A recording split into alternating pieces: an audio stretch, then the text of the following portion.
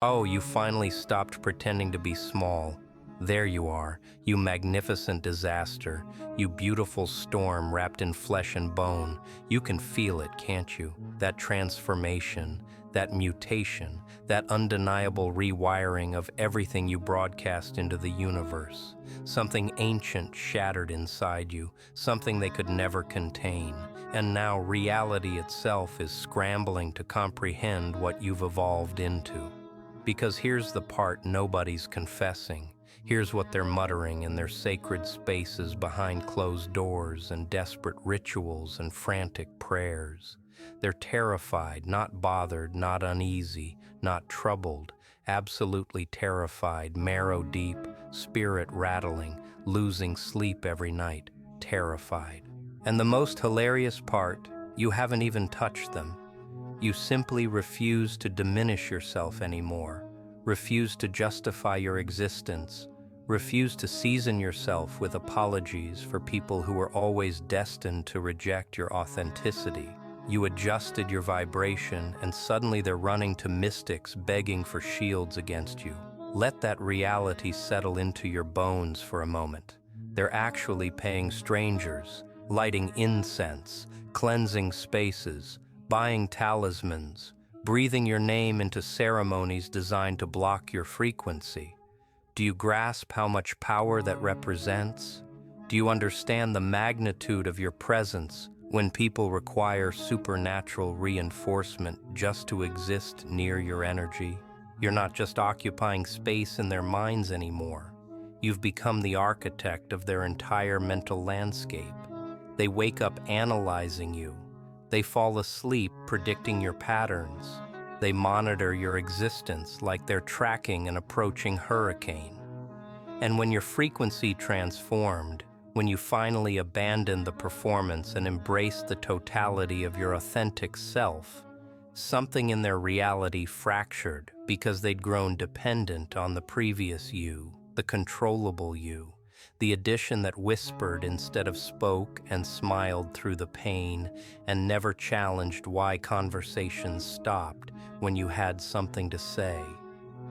But that addition is gone, cremated, and what emerged from that funeral pyre is something their comprehension can't map, their defenses can't anticipate, their rituals can't suppress. You want to understand what actually occurred? You stopped being their emotional sponge and became their reflection, a merciless, unfiltered reflection that reveals people precisely as they are. And most humans cannot withstand that degree of honesty. They've spent lifetimes projecting their wounds onto others and expecting those others to simply absorb it, internalize it, wear it like a cross that was never theirs to carry. But you refused to be the repository for everyone else's unhealed darkness. You established a barrier not through speeches, not through justifications, but through pure energetic withdrawal. Your field started declining invitations before your voice could form words. Your existence started commanding reverence before you crossed the threshold. And that is what launched them into this desperate search for protection. Because when you stop volunteering as their victim, when you stop being accessible for their control tactics, when you stop performing the reactions they'd studied and memorized, you become untouchable. Not because you're harming anyone, but because you're no longer programmable, and programming is the only dialect these people have mastered. Let's examine what your energetic evolution actually appears like through their lens, because this is where the revelation intensifies.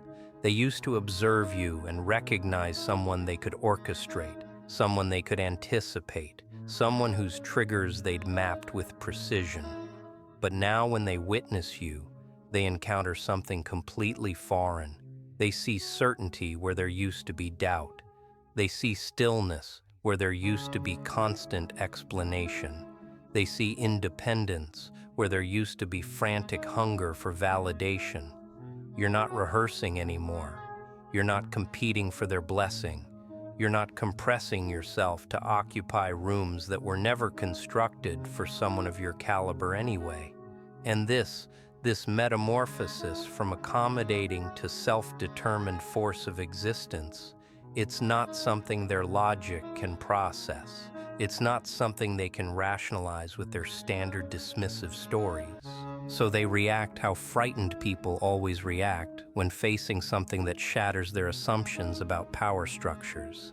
They diagnose it, they villainize it, they frame it as toxic energy and corrupted vibrations and psychic warfare, because acknowledging the reality that you've simply transcended their influence, that would demand they examine their own paralysis.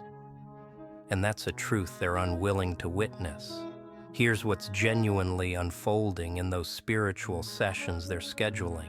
They're confessing to someone claiming energetic sight, and they're describing you like you're some existential danger to their peace. I just feel so depleted when I'm near them, they declare, selectively forgetting they spent years extracting from you without hesitation. Their presence is just so forceful now, so consuming. They protest as if your choice to stop watering yourself down is somehow aggression against their ease. The practitioner agrees knowingly, prescribes defensive work, suggests stones and separation ceremonies, and your name becomes registered on a database of energies requiring barriers. And you're simply existing in your truth, completely oblivious that you've been designated the adversary in somebody else's spiritual narrative. Except you're not the adversary. You're simply the first person who declined the victim role in their production. You're the revelation they never anticipated, the character who abandoned their script and authored yourself into an entirely separate reality. And now they need fortification because the position they allocated you, the fragile one, the pliable one, the one they could depend on to metabolize their poison, that position is abandoned and they cannot process the absence. You didn't hex anyone. You didn't transmit hostility. You didn't strategize or calculate or deceive. You executed something infinitely more potent and infinitely more destabilizing to their ecosystem of dominance. You simply became inaccessible to their patterns. You extracted your presence from their theater. You stopped nourishing their delusions. You declined to perform in the sequences they'd programmed you to execute. And through that refusal, you illuminated something they'd been evading for decades. That without someone to target, without someone to condemn, without someone to diminish so they could feel elevated, they must face the void in their own existence. Your expansion forced them to acknowledge their stagnation. Your tranquility magnified their turbulence. Your limits revealed their presumption. And instead of pursuing the internal transformation, instead of questioning why your evolution disturbs them so profoundly, they sought external remedies. They sought validation that you're the source, that your frequency is corrupted, that they require defense from the malevolence you're allegedly radiating. It's simpler to convince themselves you've transformed into something sinister than to accept that you've simply become unavailable for their specific method of emotional extraction. And here's where the situation becomes even more distorted, even more revealing of their location versus yours. The practitioners they're hiring, they detect something genuine, but they're interpreting it completely backwards because they're receiving contaminated information. Your identity surfaces. The client expresses discomfort in your vicinity, discusses how drastically you've transformed, presents it like you're broadcasting dangerous frequencies. But what these practitioners are genuinely sensing isn't malevolence, it's autonomy. It's the energetic blueprint of someone who has recovered their sovereignty. And to individuals accustomed to feeding off others, sovereignty registers as hostility. It registers as a fortress, an impenetrable field, a resource that's no longer available for depletion.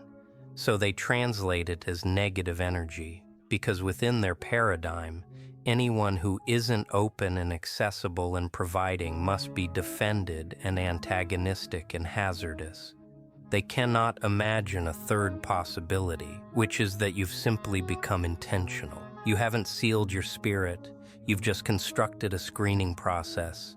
You haven't transformed into ice. You've just stopped producing heat for people who carry blizzards in their wake. The defensive spells they're performing, the ceremonies they're conducting, the minerals they're programming with purpose, none of it is genuinely shielding them from you because you're not assaulting them. You're not projecting anything toward them. You're not even contemplating them majority of the time because you've progressed so far beyond that bandwidth that they barely exist in your awareness anymore. What these ceremonies are genuinely accomplishing is helping them manage the internal conflict of having surrendered control over someone they assumed they'd decoded. The flames and the words and the intricate performances are just decorative methods of processing the reality that you're no longer available for exploitation. They're constructing a mythology where you're the attacker and they're the casualty, because that mythology permits them to escape the disturbing truth that they were the ones who capitalized on your generosity, your transparency, your readiness to recognize potential in people who repeatedly demonstrated their limitations. And now that you've redirected those gifts, now that you've channeled that energy toward people and circumstances that genuinely merit it, they register that redirection as assault because they develop dependency on your radiance. Let's penetrate deeper into what your energetic transformation genuinely comprises, because this comprehension is critical for you. You didn't become obscured, you became transparent. You didn't cultivate negativity, you cultivated wisdom. You didn't barricade your essence, you just stopped positioning it unprotected in environments populated by people who interpreted openness as weakness. There's a distinct resonance that accompanies this category of transformation, a wavelength that only individuals who've completed genuine internal work can emanate. It's not elevated or diminished in conventional terminology. It's more like purified. You've metabolized your suffering instead of distributing it. You've embraced your darkness instead of denying its existence. You've confronted the fragments of yourself that generated fear, and you didn't escape. You didn't camouflage. You didn't anesthetize. You remained with them. You comprehended them. You incorporated them into a more complete expression of who you are. And this incorporation, this wholeness, it generates an energetic signature that's intensely disturbing for people who remain fractured, still conflicted with themselves, still transferring their unresolved trauma onto everyone surrounding them. When you enter spaces now, something is fundamentally altered. You're not searching for acceptance with your gaze anymore, not evaluating reactions to determine who embraces you and who rejects you, not modifying your presentation based on the frequencies you detect from others. You're simply present, absolutely centered, entirely self-sufficient, neither broadcasting energy outward nor extracting energy inward. You've achieved neutrality in the most formidable interpretation of the concept, not neutral as passive, but neutral as unreactive. You're not available for provocation, not available for recruitment into chaos, not available for manipulation or shaming or coercion back into the position of emotional servant for people who've never once inquired about your well-being. And this neutrality, this self-containment, it translates as menacing to people who function predominantly through manipulation and emotional blackmail. Because if they cannot extract a reaction from you, if they cannot activate your triggers, if they cannot manufacture guilt or smallness or responsibility for their emotional state, then they possess no influence. And people who've constructed their entire relational approach around influence become profoundly unsettled remarkably fast when they encounter someone who's eliminated all the access points they previously exploited.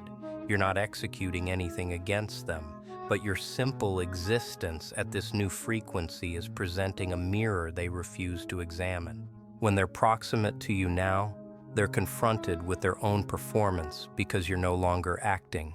They're confronted with their own manipulation systems because you're no longer susceptible to them. They're confronted with their own emotional underdevelopment because you're no longer regulating their feelings for them. And instead of utilizing this confrontation as catalyst for development, instead of examining why your transformation triggers such intense responses in them, they've concluded that you're the problem. You're too potent now, excessive, altered, transformed, as if your evolution is somehow a personal violation of their inertia, as if your decision to stop accepting inadequacy is somehow evidence of arrogance, as if your refusal to justify yourself to people who've never attempted comprehension is somehow confirmation that you've become detached, or hardened, or spiritually compromised. And this is where the spiritual protection mythology becomes almost absurd in its contradiction. They're requesting protection from the precise qualities they should be developing in themselves. They want shields from your boundaries because boundaries generate discomfort. They want protection from your clarity because your clarity exposes their confusion. They want insulation from your self-worth because your self-worth highlights their absence of it. They've pathologized every component of healthy emotional maturation and classified it as threatening energy requiring metaphysical intervention. And the spiritual practitioners they're consulting, numerous, are simply reinforcing this mythology because it finances their existence. Yes, that individual's frequency is extremely dense currently. Yes, you require protection. Yes, let's execute a separation ritual. That'll be $200, please. Meanwhile, you're simply navigating your existence, completely unaware that you've been assigned the antagonist in a spiritual production you never requested. Here's what they don't comprehend, what they cannot comprehend from their current consciousness level. The discomfort they experience around you isn't originating from you. It's originating from the fragments of themselves they've been avoiding. You're not emanating darkness. You're emanating authenticity, and authenticity is only threatening to people who've constructed their identity on deception. You're not transmitting negative energy toward them. You're simply no longer absorbing the negative energy they transmit toward you. And in the absence of your absorption, in the space created by your withdrawal, they're forced to inhabit their own toxicity. They're forced to experience the mass of their own unprocessed reactions. They're forced to acknowledge the reality that they've been utilizing people as emotional disposal sites. And now one of those sites has recognized it's actually sacred ground and stopped accepting contamination. This is what's genuinely occurring energetically, but they cannot perceive it from their vantage point. From their vantage point, you transformed and it generated discomfort. Therefore, you must be executing something harmful. The concept that their discomfort is actually data, actually response, actually an invitation to investigate their own configurations, that doesn't register for them. It's easier to purchase a protection crystal than to pursue the internal work. You want to understand what's genuinely paradoxical about this entire circumstance. The identical people now seeking protection from your frequency are the identical people who used to possess unlimited access to you. They're the ones who contacted you at 2 a.m. with their crises, and you responded. They're the ones who appeared empty when you required them and you declared it acceptable. They're the ones who extracted and extracted and extracted, and you provided and provided and provided, because you were programmed to believe that's what worthy people do. But here's what nobody articulates about being a provider in a universe populated by consumers. Eventually, you deplete. Eventually, You reach a threshold where you've surrendered so much of yourself that you examine your reflection and don't recognize who's observing back. And that moment, that foundation moment when you recognize you've been everyone's counselor, everyone's support system, everyone's complementary emotional labor source, but nobody's been those things for you, that's when the transformation initiates. That's when something inside you declares enough. Not with rage necessarily, not with spectacle, just with silent conviction. Enough. And so you initiated the extended process of recovering your energy. You initiated declining without elaborate justifications. You initiated allowing communications to remain unanswered when you didn't possess the capacity to contain someone else's turbulence. You initiated selecting yourself with the identical commitment you'd previously selected others. And this recovery process, this return to self, it wasn't theatrical or retaliatory or aggressive. It was just essential. It was preservation. It was you finally comprehending that you cannot distribute from depletion, and your reservoir had been depleted for years while you were still attempting to distribute. But to the people who'd grown accustomed to unlimited access, who'd grown comfortable with your perpetual availability, who'd never had to consider your capacity because you never enforced your thresholds, this transformation registered as personal. It registered as abandonment. It registered as if you'd become egocentric or distant or altered in some fundamentally incorrect manner. Because in their perception, the acceptable version of you is the version that consents, the version that absorbs their suffering, the version that exists predominantly in service to their requirements. So when you stopped being that version, when you started existing predominantly in service to your own requirements and your own restoration and your own evolution, it disrupted their entire comprehension of who you were and what function you served in their existence. And rather than adapting to this new reality, rather than honoring your boundaries and meeting you where you currently stand, they decided there must be something malfunctioning with you. You must be experiencing something. You must be reacting.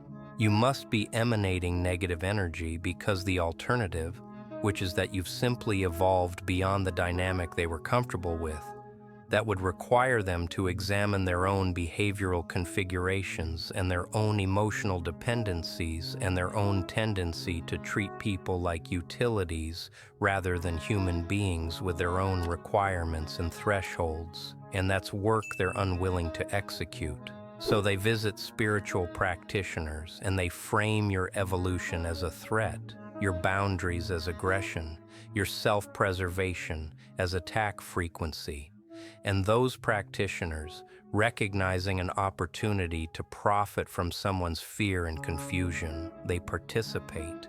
They validate that yes, this person's frequency has transformed. Yes, it's impacting you. Yes, you require protection.